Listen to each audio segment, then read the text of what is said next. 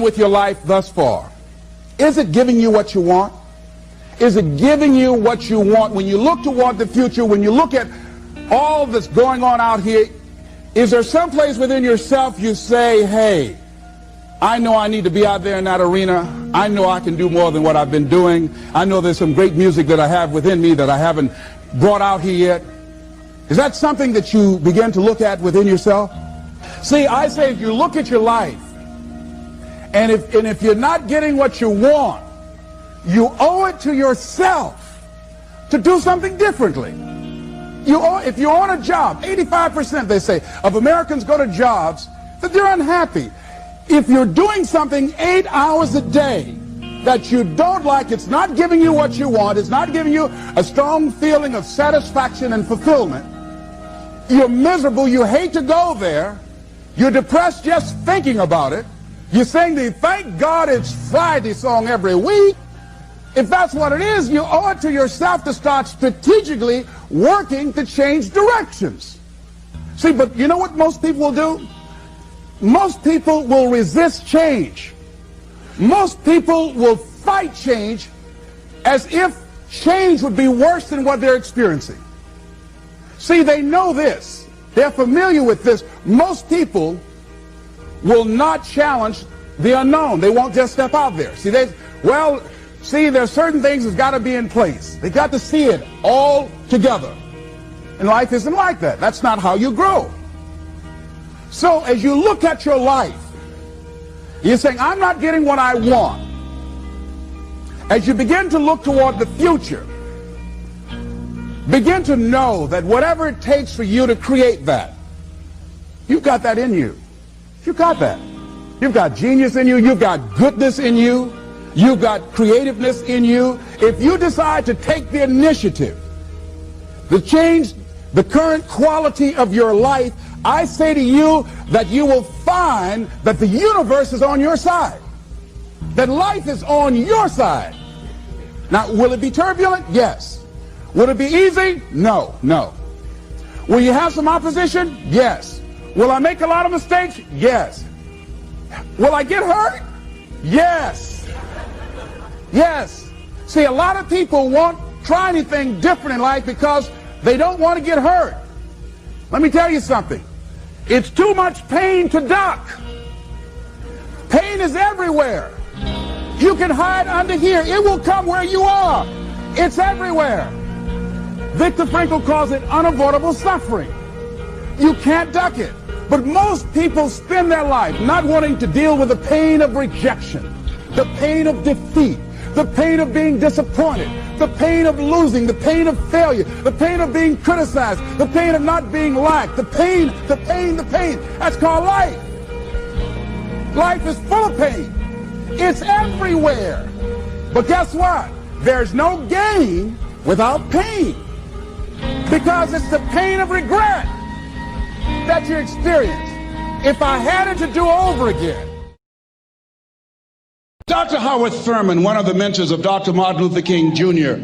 and Albert Schweitzer and Mahatma Gandhi, he was a very brilliant writer. He wrote some things that really grabbed me. He wrote, "Deep is the hunger, the voice of the genuine, the centering moment." During the time after receiving 238 radiation seed implants, I was reflecting on his words, and these words kept me up that night.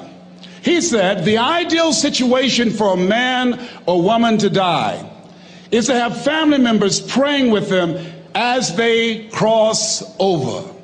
He said, but imagine, if you will, being on your deathbed and standing around your bed, the ghost of the dreams, the ideas, the abilities, the talents given to you by life, and that you, for whatever reason, you never went after that dream.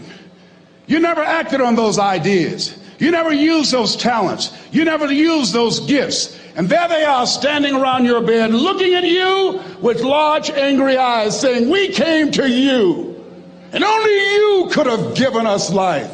And now we must die with you forever. And the question is, if you died today, what dreams what ideas, what talents, what books, what music, what leadership, what voice will die with you? Miles Monroe, great orator and speaker, said the wealthiest place on the planet, it's not in the Far East where there's oil in the ground. It's not in South Africa where there are diamond mines. He said the wealthiest place on the planet is the cemetery. Because there you'll find greatness that we've never seen. There you'll find talent and genius and potential never actualized. Perhaps that's why Henry David Thoreau wrote the words, "Oh God, to reach the point of death, only to realize that you've never lived." Maybe that's why some unknown writer wrote the words, "What if you live your whole life only to discover that it was wrong? That it was wrong. That you were chosen to do something else and you didn't do it." Repeat after me, please. Live full. Die empty. I want you to take some notes and some things, and I want you to think about your goals and dreams in the three categories that I mentioned: personal, professional, and your social contribution. How many of you are serious about your goals and dreams? Raise your hands, please. Thank you very much. How many of you don't want to take your dreams to your grave with you? Raise your hands, please. Very good. Shake someone's hand on your right and left. Look them in the eyes and say, "Get out of your head and step into your greatness." Do that right now, please. Say, "Get out of your head and step into your greatness." I want you to write this down. Let us say together, as you think about your goals and dreams, let us say together, "It's possible," together, please. Yes, write that down. See, ladies and gentlemen, as an entrepreneur, I've been an entrepreneur for 20 years. This is my 21st year. I could have been speaking and training for 34 years. But for 14 years, I was living in my head. For 14 years, I stopped myself. For 14 years, I used to go see Zig Ziglar, that I considered the #1 motivational speaker on the planet. Zig Ziglar and Tony Robbins, they're the best on the planet. Bob Proctor, they're the best on the planet. Jack Canfield, Mark Victor Hansen, T. Harv Eker. I would go and see them, and then I would leave, and my conversation with myself was, my heart would say, "I can do that." And then my mind would ask, how?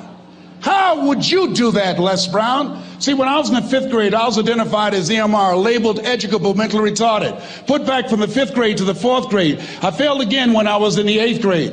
I have no college training. And a man changed my life, and I'll never forget his name, Mr. Leroy Washington. He's in his 80s now, and he's blind from glaucoma, but he gave me a different vision of myself. I was in his class waiting on another student. He came in and said, "Young man, go to the board and work this problem out for me." I said, "Oh, sir, I can't do that." I said, "Why not?" I said, I'm not one of your students." He said, "Look at me." "Yes, sir. Go to the board and work the problem out anyhow." I said, "Sir, I can't do that." He said, "Why?" I said, "Sir, because I'm educable mentally retarded, sir. I'm in special education." And the students started laughing. They said, "That's Leslie. That's not Wesley. He's DT. Wesley is the smart twin." He said, "What does DT stand for?" I said, I'm the dumb twin, sir." And as the students laughed at me, he came from behind his desk, he looked at me and he said, "Don't you ever say that again. Someone's opinion of you does not have to become your reality."